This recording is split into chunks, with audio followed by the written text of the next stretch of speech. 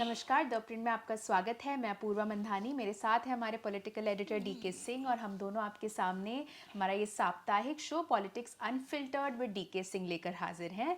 ज़्यादातर मेरी सहकर्मी नीलम पांडे इस शो को होस्ट करती हैं, लेकिन आज कुछ निजी कारणों की वजह से वो इस शो के लिए नहीं आ पाई, तो आज के लिए मैं आपके सवाल डीके तक पहुँचाऊँगी। ठीक है, पहला सवाल लूँगी चैतन्य कनवाल का। बोल रहे बीजेपी भारत की राइट विंग पार्टी है, लेकिन अर्थव्यवस्था की बात आने पर वे काफ़ी लेफ्ट विंग हो जाते हैं। शेखर गुप्ता ने उन्हें हिंदू लेफ्ट की पार्टी कहा है। 1991 के सुधारों की सफलता के बाद भी भारत में कोई आर्थिक रूप से राइट विंग पार्टी क्यों नहीं है? देखिए, 91 के बाद 91 के पहले तो था स्वतंत्र पार्टी जो था, जो श्री राजा गोपालाचारी जी ने जो किया था, उनका तो वो पूरा इकोनॉमिक राइट में थे। मतलब फ्री मार्केट, गवर्नमेंट का एकदम रोल उसमें, मतलब एकदम रिड्यूस रोल होना चाहिए गवर्नमेंट का, लाइसेंस राज खत्म होना चाहिए। जी। और पार्टी, स्वतंत्र पार्टी ने काफ़ी अच्छा किया। मतलब आप देखें 1967 में देखेंगे तो सबसे लार्जेस्ट अपोजिशन पार्टी थी, वो 44 सीट्स थे उनके लोकसभा में। उसके बाद धीरे धीरे 71 में जाके कम हो गया उनका, और उसके बाद राजगोपालाचारी जी के डेथ के बाद फिर वो पार्टी धीरे धीरे, मतलब फिर वो दूसरी पार्टी में जाके विलय कर गए जो लोग नेता थे।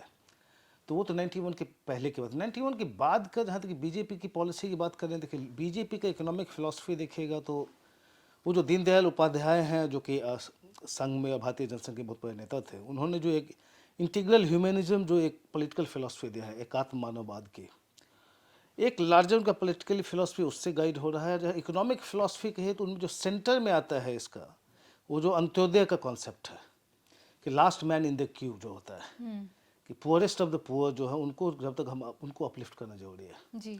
तो इसी को फॉलो करते हैं। उसी में फिर लार्जर इसमें देखेंगे तो जो बीजेपी आपको कहेगी कि ये इंटरनल लिबरलाइजेशन में बिलीव करते हैं और कैलिब्रेटेड ग्लोबलाइजेशन, मतलब पहले कि हमारी अपनी इंडस्ट्री इतनी मजबूत हो जाए बिफोर उनको हम एक्सपोज करें, इसलिए स्वदेशी की बात आप इतना ज़्यादा सुनते हैं। तो कैलिब्रेटेड ग्लोबलाइजेशन में कितना है कितना नहीं है। स्टेट का रोल आप देखें तो स्टेट का रोल बढ़ता ही जा रहा है एक्चुअली स्टेट को, तो उस फिलॉसफी से आप देखेंगे तो राइट का नहीं है। लेकिन जैसा कहा कि ये जो बीच के कॉन्सेप्ट अंत्योदय पूरा इनके सेंटर में है। और इसमें एक बड़ा इंटरेस्टिंग डिबेट है, इनफैक्ट अभी मुझे याद आ रहा है कि देखिए, एक रुचि शर्मा एक ग्लोबल इन्वेस्टर हैं, उन्होंने एक डिबेट शुरू किया बिहार इलेक्शन के बाद। उन्होंने कहा कि अब इतने एंटी इनकम्बेंसी के बाद भी अगर नीतीश कुमार आ गए, तो उनका कंक्लूजन था, उन्होंने 2 कॉलम्स लिखे कि ये भारत में जनता जो है ना, उसका एक आध्यात्मिक, ऑलमोस्ट स्पिरिचुअल एक्सेप्टेंस है, एक आध्यात्मिक एक्सेप्टेंस हो गया है स्लो ग्रोथ का। और जो सरकार है जो कि डेवलपमेंट के पहले वेलफेयर रखती है। अब वेलफेयर के बहुत सारे डेफिनेशन हो सकते हैं। आप सरकार से पूछेंगे तो आप, सरकार बोलेगी ये वेलफेयर है, लेकिन क्रिटिक्स बोलेंगे कि फ्रीबीज है। जी। अब इसमें अपने बी आर गवई, जस्टिस बी आर गवई थे जो अभी सीजीआई, आउटगोइंग सीजीआई हैं, उनका भी एक कमेंट आया था फ्रीबीज को लेके, इसको लेके कि वो कह रहे थे कि ये पूरा अनप्रोडक्टिव लेबर को बना दिया है, लोग काम नहीं करना चाहते, मतलब एक पैरासाइट बना दिया है उनको, वो नेशनल डेवलपमेंट में कंट्रीब्यूट नहीं कर रहे हैं। तो ये फ्रीबीज का इम्पैक्ट हो रहा है, उनका एक ऑब्जर्वेशन था। एनीवे हम थोड़ा सा डाइवर्ट कर रहे हैं। मतलब वो वेलफेयर फ्रीबीज, कुछ लोग वेलफेयर कहते हैं, उसमें से कुछ उसको बोलेंगे कि रेवड़ी बोलते हैं कुछ लोग, या फ्रीबीज बोलते हैं। तो ये डिबेट चलता रहता है। एनीवे, तो वेलफेयर और डेवलपमेंट की, वेलफेयर बिफोर डेवलपमेंट, ये जनता ने एक्सेप्ट कर लिया। रुचि शर्मा का कंक्लूजन था। उसमें द प्रिंट में एक धीरज नायर हैं, चीफ इकोनॉमिस्ट हैं वेदांता के, उन्होंने एक्चुअली फ्राइडे को हमारे यहाँ ही लिखा, उसी रुचि शर्मा के डिबेट को आगे बढ़ाते हुए कि हमारा किस तरह का इकोनॉमी हो गया है। और बड़ा इंटरेस्टिंग उन्होंने टर्म यूज़ किया, हमारा जो है इकोनॉमिक फिलोसफी रीडिस्ट्रीब्यूशनिस्ट पॉलिटिकल इकोनॉमी कहते हैं, कि जिसमें कि केक का साइज जो है, हमारा पूरा डिबेट हो रहा है किस में से कितना स्लाइस किसको मिले। ये नहीं है कि केक के साइज को हम बड़ा करें, क्योंकि केक साइज बड़ा होने के लिए आपको बहुत रैपिड इकोनॉमिक ग्रोथ की ज़रूरत है। रैपिड इकोनॉमिक ग्रोथ आपको मार्केट ओरिएंटेड होना पड़ेगा उसके लिए। तो वो कह रहे हैं कि वो साइज बढ़ाने पे हमारा ध्यान नहीं, हमारा किसको कितना स्लाइस मिलेगा। और ये लार्जली बीजेपी की ही नहीं, ज़्यादातर मतलब सारी पार्टियों की अभी तक की वही रही है। वही धीरज नायर वही पॉइंट आउट करते हैं कि भाई अब नरसिम्हा राव ने भी किया, वाजपेयी ने भी किया, उन्होंने उनका वेलफेयर पे उतना फोकस नहीं था। उनका था इंफ्रास्ट्रक्चर डेवलपमेंट, इन चीज़ों पे ज़्यादा था फोकस। और जिस तरह से लिबरलाइज किया नरसिम्हा राव ने गवर्नमेंट को, उसका फ़ायदा क्या मिला? अब देखिए 91 में आप देखेंगे तो कांग्रेस को मिला था 232 सीट्स, उनका वोट शेयर करीब 36% था। जी 96 में जिस 91 टू 96 जिस पीरियड को रिफॉर्म्स का बहुत बड़ा फेज कहा जाता है, जो पूरी इकोनॉमी का डायरेक्शन जिसने चेंज कर दिया, उसके बाद कांग्रेस की सीट कितनी आ गई? 140, 232 से 140 आ गई। वोट शेयर उनका 36 से ऑलमोस्ट 29% आ गया घट के। तो रिफॉर्म्स का एपिटाइट किसी भी पॉलिटिकल लीडरशिप में कैसे होगा अगर ये आपके पास एग्जाम्पल हो? जी वाजपेयी जितना फोकस रहा उनका इंफ्रास्ट्रक्चर, जैसे धीर नियर पॉइंट आउट भी कर रहे हैं कि उन्होंने ज़्यादा वेलफेयर पे दोनों गवर्नमेंट ने फोकस नहीं किया। वाजपेयी गवर्नमेंट का क्या हुआ? तो ये सारे एग्जाम्पल्स जो है डिटर करते हैं पॉलिटिकल पार्टीज़ को कि अगर वो बिलीव भी है उनका कि ठीक है मार्केट में बिलीफ है, मार्केट ओरिएंटेड इकोनॉमी होनी चाहिए, लिबरलाइजेशन होनी चाहिए, ग्लोबलाइजेशन होनी भी चाहिए, लेकिन जब पॉलिटिक्स की बात आती है तो थोड़ा बैक ऑफ कर जाते हैं उसमें। डी के अगला सवाल धीरज रेड्डी का है। वो बोल रहे हैं चंद्रबाबू जो अपने इस उम्र में एक नए राज्य के लिए कर रहे हैं उसका क्या महत्व है? अगर वे निवेश आंशिक रूप से भी सच हो जाते हैं तो हम एक बड़ा बदलाव देखेंगे। उम्मीद है कि केंद्र भी इस तरह की ईज ऑफ बिजनेस नीति अपनाए, सिर्फ बात न करे। मोदी इतनी सावधानी क्यों बरत रहे हैं कि लेबर कोड भी नोटिफाई करने को तैयार नहीं है? क्या कृषि कानूनों के विरोध ने उन्हें इतना डरा दिया है कि वो नीतियों पर पीछे हट गए? क्या वे सत्ता में रहकर इतने सहज हो गए हैं कि रिस्क लेने से बच रहे हैं? अच्छी नीतियों को हितधारकों तक पहुंचाना, उन्हें समझाना और फिर लागू करना आवश्यक होता है। इसमें मैं गुड न्यूज़ से शुरू करूंगा जी कि जब हम अभी रिकॉर्ड कर रहे हैं, अभी 2 घंटे पहले ही सेंटर ने अनाउंस किया कि लेबर कोड्स को इन्फोर्स कर रहे हैं, उसको जी लागू कर रहे हैं। 5 साल हो गए थे पार्लियामेंट को पास किए हुए, लेकिन रूल्स नोटिफाई नहीं कर रहे थे। सरकार मेंटेन कर रही थी लगातार कि स्टेट्स पहले कर ले, इनफ स्टेट्स ने किया नहीं है, स्टेट्स कर ले तब हम करेंगे। लेकिन अब इन्होंने कहा अच्छा स्टेट्स करते रहे, अब हम करते हैं। अब हो सकता है बिहार रिजल्ट का प्रभाव हो, एक नया कॉन्फिडेंस हो, बिकॉज देखिए 240 आने के बाद एक थोड़ा सा आपको, हालांकि पहले भी रहा है, जो हमने देखा जैसे लैंड एक्विजिशन को लेकर जो लॉ लाए थे कैसे बैक ऑफ कर गए।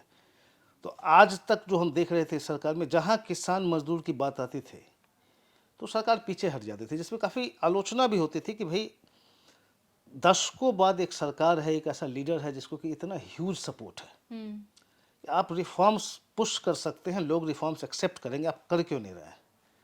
लेकिन हो नहीं रहा था। अभी जो लेटेस्ट पुश हुआ है लेबर कोड में, बहुत इंटरेस्टिंग है। अब बिहार रिजल्ट हो सकता है, बिहार रिजल्ट के बाद देखिए जो जेडीयू का एक 12 सीट वो भी कंट्रीब्यूट करते हैं लोकसभा में, जी तो अब इस तरह का जैसा हुआ है तो उस पर पूरा बैंक कर सकते हैं कि नहीं वो सेफ है। चंद्रबाबू नायडू पूरी तरह से जितनी पुश कर रहे हैं इन्वेस्टमेंट के लिए, आंध्रा को एक इन्वेस्टमेंट हब बनाने के लिए जितना कुछ कर रहे हैं, उनका तो रिफॉर्म्स पे सपोर्ट रहेगा ही। तो अब ये अस्योर्ड सरकार है, और एटलीस्ट बिहार का मैंडेट मिलने के बाद और ज़्यादा अस्योर्ड हो गए, और इसीलिए मैसिव पुश देखिए। अचानक ये हो सकता है कि लेबर कोड शुरुआत हो सकता है हम और भी ज़्यादा पुश देखें रिफॉर्म्स की तरफ। अब जी सबकी नज़र हुई क्या लैंड रिफॉर्म्स पे आप वापस जाएंगे? शायद अब हमें देखना चाहिए कि अब लैंड रिफॉर्म्स पे शायद मोदी सरकार उस पर आगे बढ़े, क्योंकि वो जो 2016 में इन्होंने शुरू किया था, उस सूट बूट की सरकार का जो राहुल गांधी ने शुरू किया, उसके बाद जो बैक ऑफ किया इन्होंने, फिर बीच में फार्म लॉज भी लाए, जी उसमें प्रोटेस्ट हुआ, बैक ऑफ कर गए। तो लेबर कोर्ट्स में तो बढ़ गए हैं, अब इसमें क्या होता है जिसमें कि फार्मर्स कंसर्न है वो देखना पड़ेगा। लेकिन चलिए, बिहार के रिजल्ट का एक ये फ़ायदा हुआ है कि अब एक बहुत ही नए कॉन्फिडेंट सरकार को देख रहे हैं, क्योंकि अब लेबर कोर्ट्स में देखिए आरएसएस के भी एफिलिएटेड भारतीय मजदूर संघ जैसे हैं। जी अब वो कह रहे थे अच्छा 2 लागू कर दो, 4 लेबर कोड्स हैं कि 2 लागू करो, 2 पे अब कंसल्टेंसी की जरूरत है, वो चेंजेस चाह रहे थे उसमें, लेकिन सरकार आगे बढ़ गई है। तो ये कॉन्फिडेंस दिखाता है कि अब सारा अपने लेबर कोड्स नोटिफाई कर दिया। ये कॉन्फिडेंस गवर्नमेंट में जो है, आई होप कि ये शुरुआत है, वन ऑफ नहीं है।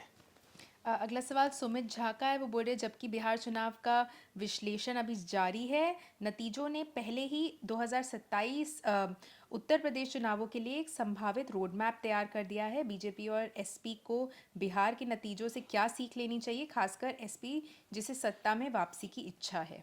देखिए, जो जीत जाते हैं उनको तो क्या सीख लेनी है, मतलब बीजेपी को उससे क्या सीख लेनी, बीजेपी के साथ सारे पॉजिटिव से हैं बिहार से। वैसे तो यूपी की पॉलिटिक्स थोड़ी अलग है, थोड़ा डेमोग्राफिक कंपोजिशन में थोड़ा सा अलग है।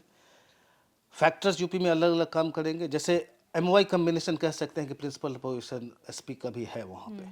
अब बिहार में एमओआई मिलाई करीब 32% होते हैं, तो यूपी में भी करीब 29-30% यूपी का भी आ जाता है, जो कि एसपी के लिए है, वो वोट करती है, तो वो कम्बिनेशन तो है। लेकिन उसके पास बाकी फैक्टर्स जो हैं वो बिहार से काफ़ी अलग है। जैसे देखिए बीजेपी का कोर वोट बैंक जो अपर कास्ट का है, बिहार में हिंदू अपर कास्ट करीब 10% है। वहाँ सर्वे हुआ था, हम बहुत क्लियर हमको पता है। जी। यूपी में सर्वे नहीं हुआ, लेकिन एस्टिमेटेड जो अपर कास्ट पॉपुलेशन कहा जाता है वो 18-20% के आसपास कहा जाता है, जो बीजेपी का मेन एक सपोर्ट ब्लॉक रहा है। दलित्स में देखिए एनडीए के पास जो प्रोमिनेंट फेस हैं, जितना मांझी हो या चिराग पासवान हो, बिहार में एनडीए के साथ पूरा सॉलिड थे। यूपी में मायावती का काफ़ी हालांकि इन्फ्लुएंस कम गया है, उनका करीब करीब उनका वोट शेयर पिछले इलेक्शन में 12% के आसपास आ गया था, लेकिन अभी भी उनकी पकड़ है। तो वो जो आपके 21% करीब वहाँ पे 80 पॉपुलेशन है, उसमें आपने देखा कि अखिलेश यादव को भी काफ़ी कुछ वोट मिला लोकसभा में। जी। तो वो वोट बैंक दलित्स का जो है वो फ्रैक्चर दिख रहा है। हालांकि काफ़ी उसमें से बीजेपी की तरफ जा रहे थे। कितना बचता है, अभी इलेक्शन का 1 साल से ज़्यादा समय है। वहाँ आपको ईबीसीज के लिए आपको नीतीश कुमार पे डिपेंड करना पड़ रहा था। यहाँ पे बीजेपी का पकड़ है, ओबीसीज मतलब बैकवर्ड क्लासेज में बीजेपी का एक अच्छा खासा पकड़ है यूपी में।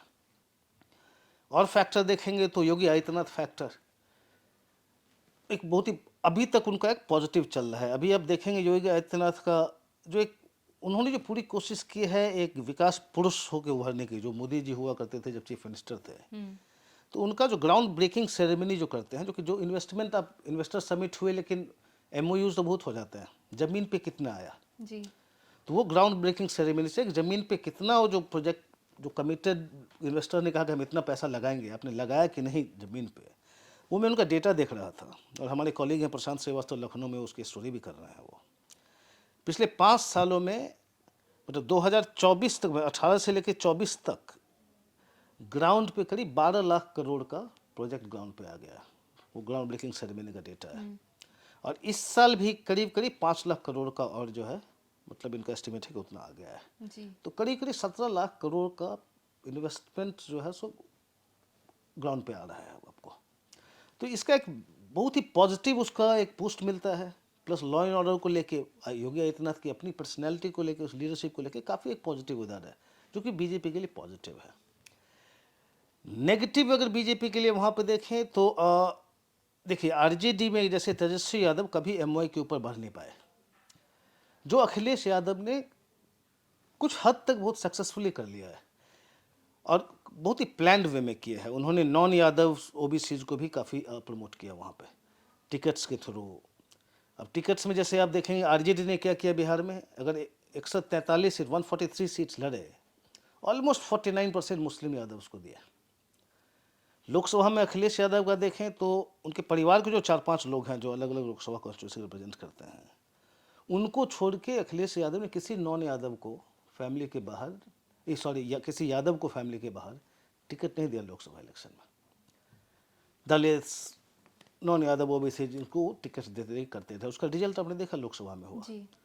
तो वो थोड़े टफर चैलेंजर हैं इनके मुकाबले, आरजेडी के मुकाबले। एसपी के लिए क्या सीख होगी बिहार से? मैं कहूँगा ये जो नेगेटिव कैंपेन जो चला, जो कि फिर से एसपी के साथ कांग्रेस अलायंस पार्टनर होंगे, जो अभी तक जो लग रहा है, ये वोट चोरी का जो एक नैरेटिव चला है बिहार में, जो एकदम नहीं चल रहा था, ग्राउंड पे कोई रेजोनेट नहीं कर रहा था, और फिर भी उस पर लगती चलेगी कांग्रेस। तो एक जो एक नेगेटिव जो पूरा माहौल बना, अल्टीमेटली क्या बना कि या तो आप कास्ट अलायंस पे डिपेंड कर रहे हो, या रिलीजियस मतलब मुस्लिम और यादव को लेके एक सोशल जो आपने अलायंस बनाया, जो कि एनडीए के अलायंस से काफ़ी छोटा है उनका सोशल कोalition जो था, या फिर पूरा नेगेटिव कैंपेन के सब कुछ बुरा ही हो रहा है, वो लोगों में जमता नहीं है। आपको एक पॉजिटिव एक ऑल्टरनेटिव देना पड़ता है। वो अखिलेश यादव के लिए बिहार से वो सीख है कि ये नेगेटिव कैंपेनिंग नहीं चलेगा, लोगों को एक पॉजिटिव एजेंडा चाहिए, पॉजिटिव ऑल्टरनेटिव चाहिए होता है। जी। देखिए अगला सवाल धीरज रेड्डी का है। वो बोले सुप्रीम कोर्ट ने तेलंगाना विधानसभा के स्पीकर को निर्देश दिया है कि वे अयोग्यता पर निर्णय ले, वरना अगले हफ्ते कंटेम्प्ट की कार्रवाई शुरू होगी। क्या इससे अयोग्यता सुनिश्चित होगी? और अगर कांग्रेस स्पीकर को बदल दे और नया स्पीकर कार्रवाई फिर से शुरू करना चाहे तो सुप्रीम कोर्ट क्या कर सकता है? सुप्रीम कोर्ट पहले भी प्रतिनिधियों को अयोग्य घोषित कर चुका है, क्या उसे सीधे हस्तक्षेप करना पड़ेगा? व्यक्तिगत रूप से मुझे लगता है कि बीआरएस को 6 से 9 महीने और इंतज़ार करना चाहिए। बजट घाटा तेज़ी से बढ़ रहा है और जल्द ही इसका असर सार्वजनिक सेवाओं, वेतन और कल्याण योजनाओं पर दिखना तय है। अब पता नहीं, मैं उसमें बीआरएस को क्या करना चाहिए उसमें तो मैं नहीं जाना चाहूँगा, लेकिन जहाँ तक सुप्रीम कोर्ट की बात है, हाँ डिस्क्वालीफाई किया था। अगर आपको याद हो, मणिपुर में एक मिनिस्टर थे, उनका डिस्क्वालिफिकेशन इतने दिन तक पेंडिंग रहा था। जी। कांग्रेस छोड़ के उन्होंने बीजेपी ज्वाइन कर लिया और फिर जाके मिनिस्टर बन गए थे। फाइनली सुप्रीम कोर्ट ने मतलब ऑर्डर दे के मिनिस्टर से हटाया उनको। तो डिस्क्वालिफिकेशन फोर्स करना पड़ता है सुप्रीम कोर्ट को एट मेनी ए पॉइंट, क्योंकि स्पीकर कहने को तो इम्पार्शियल होते हैं, मतलब टेक्निकली होना चाहिए, लेकिन 99% टाइम जितने आपको स्पीकर्स देखते हैं कोई इम्पार्शियल नहीं होते, रूलिंग पार्टी को रिप्रेजेंट करते हैं, उन्हीं का इंटरेस्ट देखते रहते हैं। और ये केवल तेलंगाना में अभी नहीं हो रहा है, बहुत सारे स्टेट्स में होते ही चले गया है।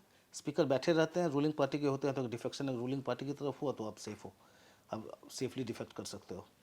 तेलंगाना में ज़्यादा डिले नहीं करेगा, मुझे लगता नहीं कि कोई नया स्पीकर की बात हुई, बिकॉज सुप्रीम कोर्ट का बहुत ही सख्त, बहुत ही स्ट्रॉन्ग ऑब्जर्वेशन था कि आप नया साल कहाँ मनाना चाहते हो, स्पीकर देख लो मतलब। तो अगले सप्ताह तक का उनको टाइम दिया है, मेरे ख्याल से डिस्क्वालिफिकेशन पे तेलंगाना स्पीकर का आ जाएगा। लेकिन उसमें एक दूसरी चीज़ क्या आती है कि देखिए, इसके पहले सुप्रीम कोर्ट का एक ये था, ये दूसरे केस में, जिसमें सुप्रीम कोर्ट ने कहा था कि भाई इसमें एक आप ट्राइब्यूनल बनाओ, इम्पार्शियल ट्राइब्यूनल बनाओ, क्योंकि स्पीकर का हम देख रहे हैं कोई भी स्पीकर हमें इम्पार्शियल तो नहीं आ रहा है। तो सुप्रीम कोर्ट का सजेशन था गवर्नमेंट को कि पार्लियामेंट को कि आप अमेंड करो लॉ को और डिस्क्वालिफिकेशन का चेंज करो। ये जो पूरा का पूरा एक स्पीकर के हाथ में पावर आपने दे दिया है उसको चेंज करो, या फिर एक इम्पार्शियल एक ट्राइब्यूनल बनाओ जो कि ऐसी चीज़ों को निपटे। लेकिन मोदी सरकार ने भी कुछ नहीं किया। अब हर एक पार्टी को यही सूट करता है, इधर जो पार्टी अब बेटर स्थिति में है अब डिफेक्शन करवाइए और चलते रहिए, स्पीकर आपका करेगा। लेकिन मेरे ख्याल से सरकार को इसमें एक इनिशिएटिव लेके बाकी पार्टियों के साथ मिलके, बिकॉज आज आप सत्ता में, कल आप अपोजिशन में होंगे, आज यहाँ पे अब आप भारी हैं, दूसरे दूसरे होंगे, तो ये पूरा जो इंस्टीट्यूशन स्पीकर का हमेशा क्वेश्चन मार्क उठता रहता है। इस पे सुप्रीम कोर्ट की जो सलाह है वो पार्लियामेंट के थ्रू मेरे ख्याल से करना चाहिए इसको। देखिए, अगला सवाल नितिन पटेल का है। बोल रहे बीजेपी ने बिहार में डिप्टी सीएम को दोहराया क्यों, जबकि वे किसी नए चेहरे को तैयार कर सकते थे जो पूरे बिहार की छवि बन सके। दोनों नेता, खासकर विजय सिन्हा, काफ़ी अलोकप्रिय हैं और उन पर भ्रष्टाचार के आरोप भी लगे थे। अब देखिए, बिहार में कैबिनेट का अभी रिकॉर्डिंग के थोड़ी देर पहले पोर्टफोलियो एलोकेशन आया है। मैं विजय सिन्हा छोड़िए, मैं तो सरप्राइज हूँ सम्राट चौधरी को, सम्राट चौधरी को फेस जो बीजेपी बनाया है। अब पहले उनको बीजेपी लेजिस्लेचर पार्टी का अपने नेता बना दिया, वो इस तरह से फेस हो गए। तो लेजिस्लेचर पार्टी अगर आप उसके नेता हैं तो जब भी होगा कि बीजेपी का अगला सीएम कौन हो तो लेजिस्लेचर पार्टी के नेता का एक वो फर्स्ट उसमें आप ले आए। जी। उसके बाद डिप्टी सीएम जो पहले भी थे फिर से आपने बनाया। अभी इस बार पहली बार नीतीश कुमार से होम लेके आपने सम्राट चौधरी को दे दिया पोर्टफोलियो, वो होम मिनिस्टर होंगे बिहार के। अभी जो चुनाव के पहले जो आपने देखा जितना कुछ हुआ है, जितने क्वेश्चंस उठे हैं, अब सम्राट चौधरी को, अब ये भी एक विडंबना है। देखिए, बीजेपी ने आरजेडी को जंगल राज को लेकर लगातार टारगेट करती रही है, और सोचे कि सम्राट चौधरी राबड़ी देवी की गवर्नमेंट में मिनिस्टर थे। जिस जंगल राज की बात कर रहे हैं उसमें सम्राट चौधरी मिनिस्टर थे। बाद में जो प्रशांत किशोर ने कुछ चीज़ें उठाई, अब उनका कहना था कि जैसे एक मर्डर केस था 96 का, एक कांग्रेस लीडर को मारा गया था कि जिसमें जेल गए थे सम्राट चौधरी, और निकल के इसलिए आए क्योंकि उन्होंने बोला कि मैं माइनर हूँ। तो कोर्ट में इन्होंने क्या किया, जो प्रशांत किशोर का जो एलिगेशन था, कोर्ट में इन्होंने जो क्या किया कि उन्होंने अपना स्कूल का एडमिट कार्ड दिखाया जिसमें कि हम 81 के बॉन्ड है। तो जब केस हुआ मर्डर का जिसमें वो जेल उनको चले गए थे, उस समय वो 15 साल के थे, तो उसका उनको फ़ायदा मिला कोर्ट में। फिर 2020 के अपने एफिडेविट में वो अपने आप को 51 का दिखाता है। तो मतलब कि आप 26 ईयर्स के थे उस समय, जिस समय आप माइनर होकर निकले हैं। तो ये सारे क्वेश्चंस प्रशांत किशोर कर रहे थे उन पर। अब सम्राट चौधरी ने बात को डिसमिस कर दी कि भाई हमें, हमारे पूरे परिवार को लालू यादव ने फंसाया था, उसने हम लोगों को लेकर जेल में डाल दिया। अरे अगर लालू यादव ने आपको फंसाया 95-96 में, तो 99 में अब राबड़ी देवी गवर्नमेंट में मिनिस्टर कैसे बन गए? उनके एजुकेशन को लेकर काफ़ी सारे सवाल प्रशांत किशोर के थे। अब ठीक है, केस पुरानी हो गई, अब उसमें इनका है नहीं, वो दोषी कन्विक्ट हुए नहीं है उसमें, जी। तो आप कह सकते हैं कि नहीं हमें पॉलिटिकल कॉन्स्पिरेसी से हुआ। लेकिन एक एक मॉडल जो एक होता है ना, कि जिनके पीछे इतने सारे क्वेश्चंस हैं, जो पॉइंटेड क्वेश्चंस थे, उसका कभी भी क्लियर जवाब नहीं आया, न उनके एजुकेशन को लेके, न इस माइनर वाले को उनके एज को लेकर जितना कुछ हुआ। और एज तो बहुत इंटरेस्टिंग है। 99 में मुझे जहाँ याद आ रहा है, वहाँ पे गवर्नर थे सूरज भान, उन्होंने एक्चुअली इनको डिसमिस कर दिया था। सीएम ने रिकमेंड भी नहीं किया था, गवर्नर ने डिसमिस कर दिया कि अंडर एज हैं उस समय। उस केस, कोर्ट के केस के बाद तो हो गया कि ये अंडर एज हैं, ये 25 साल के हुए नहीं है, मंत्री कैसे हैं, डिसमिस कर दिया था। फिर उस समय काफ़ी कंट्रोवर्सी चली। खैर इतना पीछे जाने की जरूरत नहीं है। मेरा पॉइंट ये है कि अगर इस तरह की कंट्रोवर्शियल पर्सनैलिटी हो, अब बीजेपी उसको अब चेहरा बनाए, आप उनको कितना जस्टिफाइड है। ठीक है, चुनाव जीतने के बाद आप जो कहेंगे सब जस्टिफाई करेंगे, लेकिन क्वेश्चन मार्क्स काफ़ी रह गए हैं, उनका क्वेश्चन आया नहीं है, और वो आपके फेस होंगे, क्योंकि ये सारी चीज़ें हॉन्ट करती रहेगी, चीज़ें ख़त्म नहीं होती, जी। ये लगातार हॉन्ट करती रहेगी बीजेपी को। जस्ट बिकॉज कि अब कास्ट कम्बिनेशन में आप उनको लगता है कि सूट करेंगे, हमें ओबीसी को हमें कन्वे करना है, तो उसके लिए कर रहे हैं तो ठीक है, अब जो जीता वही सिकंदर। देखिए, अगला सवाल संकल्प का है। बोल रहे आपने भारतीय राजनीति को एक ऊंचे नज़रिए से कवर किया है। पार्टी प्रवक्ता वास्तव में चुनावी नतीजों को आकार देने में क्या भूमिका निभाते हैं, और क्या आप सभी पार्टियों के मौजूदा प्रवक्ताओं से संतुष्ट हैं? इसके साथ ही वो पूछ रहे हैं कि एसजी ने कहा कि कांग्रेस को अपनी किस्मत बदलने के लिए सिर्फ 5% वोट स्विंग चाहिए। सुनने में ये कोई मुश्किल काम नहीं लगता, फिर भी पार्टी का राष्ट्रीय वोट शेयर जैसे जम गया हो, और उस जड़ता को तोड़ने के बजाय कांग्रेस के मोदी मतदाताओं पर हमलों का असर उल्टा पड़ता दिख रहा है। पार्टी में किसने सोचा था कि या तो आप हमारे साथ हैं या हमारे खिलाफ वाला स्टैंड लेना समझदारी है? देखिए उनका, मैं पहले सेकंड पार्ट उनके क्वेश्चन में आता हूँ। उनका आंसर आंसर तो उन्होंने खुद ही दे दिया है। अब कांग्रेस को अभी, अब देखिए बिहार चुनाव के बाद एटलीस्ट उनको फिर से समझ में आना चाहिए। हर एक इलेक्शन से यही मैसेज आ रहा है कि नेगेटिव पॉलिटिक्स नहीं चल रहा है जनता के साथ, जी। लेकिन कंटिन्यू किए जा रहा है। अब बिहार चुनाव के बाद लगा कि शायद इससे फिर से शायद सीखे होंगे, लेकिन फिर उनका एसआईआर पे आपने स्टैंड देखा और क्रिटिसिज्म देख रहे हैं, फिर से वही लग रहा है। तो जैसा मैंने कहा कि उन्होंने जवाब खुद ही दे दिया है कि अपोजिशन के साथ प्रॉब्लम क्या है। पहला पार्ट जहाँ तक प्रवक्ताओं का है कि उनका चुनाव पे क्या असर पड़ता है, मैं अपनी तरफ से बता दूं कि अगर टीवी के प्रोग्राम्स देखना शुरू किया और डिबेट्स जिसमें सारे पार्टियों के प्रवक्ता आते हैं, और अगर मैंने प्रवक्ताओं को सुनना शुरू किया सारे पार्टी को, तो मैं नोटा को वोट दूं। मतलब ये मेरी राय है प्रवक्ताओं के बारे में अभी। जी। जी। दूसरा, प्रवक्ताओं का इंपॉर्टेंस देखिए, पहले था कि सोशल मीडिया नहीं था, तो पार्टी को लगातार मैसेज डालने के लिए लगातार कई लोग लगातार बैटिंग करते रहते थे। उस समय फिर वो इस तरह के नेता जैसे नरेंद्र मोदी हों, जिनका एक अपील जो है वो डायरेक्टली कन्वे करते हैं, वो उनको किसी बीच में किसी प्रवक्ता से कहलवाने की जरूरत नहीं है। डेली उनका एक दो भाषण आप कहीं ना कहीं सुनते ही हैं, हर एक इशूज़ पे बोलता है। जब जनता लगातार प्रधानमंत्री को ही सुन रही है, जी। तो फिर उसमें प्रवक्ता क्या बोलते हैं टीवी में बाहर क्या फ़र्क पड़ता है उसमें। ज़्यादातर प्रवक्ताओं का नाम अब सुनना शुरू करते हैं क्योंकि वो ऐसा कुछ कह देते हैं कि कंट्रोवर्सी हो जाती है, हंगामा हो जाता है।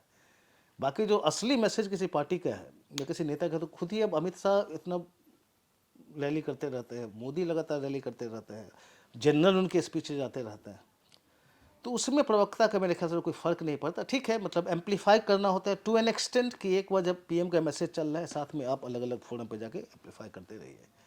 लेकिन अभी जो एक पर्सनैलिटी कल्ट है, जब करिश्मेटिक कोई लीडर हो, उसके बाद प्रवक्ताओं का बहुत ज़्यादा एक इम्पोर्टेंस नहीं रहेगा। इलेक्शन में तो एकदम ही नहीं। देखिए, आखिरी दो सवाल साथ में लूंगी। पहला सवाल अनिल शुक्ला का। बोल रहे क्या आप सोचते हैं कि प्रशांत किशोर बाकी नेताओं से अलग हैं, या वे भी वैसे ही हैं? उन्होंने खुद को अलग दिखाया, लेकिन चुनाव में बुरी तरह हारने के बाद उनकी प्रतिक्रिया भी किसी आम पॉलिटिशियन जैसी ही है। वायदों से पलटना उनमें से एक है। दूसरा, दिव्यांश गुप्ता बोल रहे हैं कि प्रशांत किशोर ने अपनी पहली पोस्ट पोल प्रेस कॉन्फ्रेंस में आरोप लगाया कि एनडीए ने चुनाव के दौरान अपने पक्ष में वोटरों को मोबिलाइज करने के लिए जीविका दीदियों का इस्तेमाल किया है। क्या ये अवैध है या नवाचार? हमारे पास उदाहरण है, इंदिरा गांधी का चुनाव सरकारी संसाधनों के उपयोग के कारण निरस्त किया गया था। चलिए, मैं पहले उनके सेकंड पार्ट में आता हूँ, जो गांधी के चुनाव का निरस्त करने में। आप तो लॉयर हैं, आपको पता है जी। उनका जो पुराना इलाहाबाद हाईकोर्ट का जो रूलिंग था। अब इंटरेस्टिंग पार्ट देखिए, केवल 2 पॉइंट्स पे जो है मेन 2 पॉइंट जिस पे इंदिरा गांधी का चुनाव जो है सो उनको उनको डिस्क्वालीफाई किया गया था। एक था कि उनका एक ओएसडी था जी। जो इनका इलेक्शन एजेंट हो गया, रिजाइन किया, लेकिन रिजाइन करने के 4 दिन पहले एक कोई इलेक्शन स्पीच दे दिया। और जब तक रेजिग्नेशन जैसे मेरे ख्याल से 12-13 जनवरी 1971 को जो है सो दिया था, और एक्सेप्ट तो अगले दिन हो गया, लेकिन नोटिफाई जो हुआ जी। वो हुआ करीब 10-12 दिन बाद। इस बीच में इन्होंने इलेक्शन स्पीचेज देने शुरू कर दिया। तो टेक्निकली गलत तो था, बट पॉइंट है कि रिजाइन करने के बाद भी टेक्निकल पॉइंट्स पे फंस गए। एक वो दूसरा पॉइंट था, एक था वो। दूसरा मेन पॉइंट जो आता था कि एक गवर्नमेंट के रिसोर्स को कैसे आपने यूज़ किया। तो आपको एसपी है, डीएम हो या यूपी के होम सेक्रेटरी हो, उन्होंने जो एक जहाँ से बोलते हैं ना, मंच बनाने से लेके बैरिकेड लगाने से लेके लाउड स्पीकर लगाने से लेके इन चीज़ों में उन्होंने मदद की। आपने इसमें कहा कि सरकारी संसाधनों का आपने दुरुपयोग किया। तो ये 2 मेन पॉइंट्स पे उस देश के प्रधानमंत्री का इलेक्शन जो है वो सेट डिसाइड किया गया था। अभी आप देखें किस किस तरह के आरोप लगते रहते हैं, क्या क्या होता है। तो हमारा एक पॉलिटिकल मोरालिटी भी बहुत मेजर चेंज कर गया है कि अब तो ऐसी चीज़ें अगर आरोप लगे तो कोई मतलब कोई रिएक्ट ना करे। अब रिएक्ट ना करे मतलब कि टेक्निकली अभी वही गलत होगा, जी। लेकिन इस इन चीज़ों को लेकर कोई जाता भी नहीं। अपने इससे बहुत बहुत सीरियस आरोप लगे हैं, कोर्ट में चलते रहते हैं, कुछ होता नहीं उसमें। जहाँ तक इसकी बात कर रहे हैं आप, जीविका दीदीज को जो दिया गया, देखिए टेक्निकली लीगली कहीं भी गलत नहीं है, बिकॉज ये इन्होंने स्कीम जो शुरू किया था वो इलेक्शन अनाउंसमेंट के पहले था। तो मॉडल कोड ऑफ कंडक्ट लगने के पहले स्कीम किया था। और जो भी कोई ऑनगोइंग स्कीम होता है, चूंकि पहले अनाउंस किया तो ऑनगोइंग स्कीम हो गई, वो तो ऑनगोइंग स्कीम हो गया, तो उसके अंदर अगर कुछ मिल रहा हो तो वो लीगली सही है, उसमें कुछ भी गलत नहीं है। आप ये कह सकते हैं जो प्रशांत किशोर कह रहे हैं कि ये क्या है कि चुनाव के बीच में आप पैसे बांट रहे हैं, तो आप एक पॉलिटिकल मोरालिटी की बात कर रहे हैं कि ये नहीं करना चाहिए था। लेकिन जैसा मैंने कहा, पॉलिटिकल मोरालिटी अभी जो हमारे कंटेम्प्रेरी पॉलिटिक्स में है कि उसकी जितनी कम चर्चा करें मतलब बेटर है। जी। लेकिन लीगली जो भी हुआ उसमें उन्होंने, एनडीए ने कुछ भी गलत नहीं किया, बिहार सरकार ने कुछ भी गलत नहीं किया था। और प्रशांत किशोर के बारे में इन्होंने पूछा था कि क्या वो अच्छा, वो हाँ, मेरे ख्याल से वो जो रेफर कर रहे हैं, प्रशांत किशोर ने अपने एक इंटरव्यू में बोला था कि अगर नीतीश कुमार की पार्टी को 25 सीट से ज़्यादा आ गया तो मैं राजनीति छोड़ दूंगा। अब देखिए, अब इंटरव्यूज़ में, अब वो इंटरव्यूज़ में लगातार वो भी मेंटेन करते रहे थे कि मैं यहाँ पे 10 साल के लिए आया हूँ बिहार में, कम से कम 3.5 साल हुआ है मैं रहूँ, अगला 6.5 साल तक मैं हूँ, तो मैं बिहार छोड़ के नहीं जा रहा। तो वो भी लगातार मेंटेन कर रहे थे। अब एक पॉइंट पे प्रशांत किशोर फंस गए हैं कि आपने ये क्यों कहा। जी। चलिए ठीक है, एक राजनीतिक एक, अब इस तरह के बयान देते रहेंगे तो आप फंसते रहते हैं। लेकिन केवल उस एक बयान पे मैं प्रशांत किशोर की राजनीति को मैं जज नहीं करूँगा। जिस तरह की उन्होंने राजनीति की, अब सही कह रहे हैं कि उन्होंने न कोई कास्ट पॉलिटिक्स खेलने की कोशिश की, न कोई फाइनेंशियल असिस्टेंस ऑफर किया, एक अल्टरनेटिव पॉलिटिक्स लाने की कोशिश की, तो वहाँ तक तो ठीक है। तो उसमें वहाँ तक उनकी राजनीति थोड़ी अलग है, और बिहार में खास करके अलग रही है। मैंडेट नहीं मिला जनता का, कन्विंस नहीं कर पाई जनता को इसके बारे में। अब फिर से लग रहे हैं, देखिए उसमें क्या होता है।